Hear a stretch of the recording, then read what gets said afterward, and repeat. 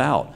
I'm sympathetic to a certain extent with the conundrum all nonprofits face. With the reality is, if we stand up and talk to the public openly, that we can't charity our way out of these problems. And I have to admit, I know when I talk primarily from my perspective as a direct service, human service provider. And I know the nonprofit is much bigger than this. But for us to actually confront the public and say, in effect, you can give your leftover money at the end of the year. You can give your leftover food and your leftover clothes and, quite frankly, your leftover time. And that's cool. That's great. That has been the backbone of American charity, and it's what defines us.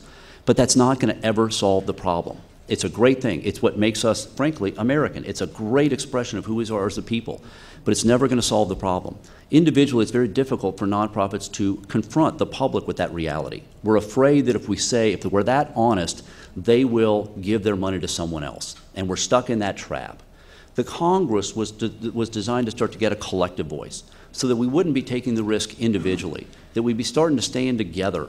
And again, recognize, if you put nonprofit, people who work at a nonprofit, people who serve on boards, and volunteers who come to nonprofits on any basis, we're talking 100 million people in America do this.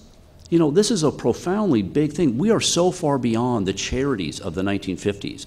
We represent a major part of the economy in this country. You know, in many small towns, we represent a major economic stimulator. You know, we're not just good deeds over here. We're a major part of America now. And we shouldn't sit back and hope, again, as I say over and over, hope that laws are passed, hope that policies are forwarded, hope that people get elected to benefit or to do business with us.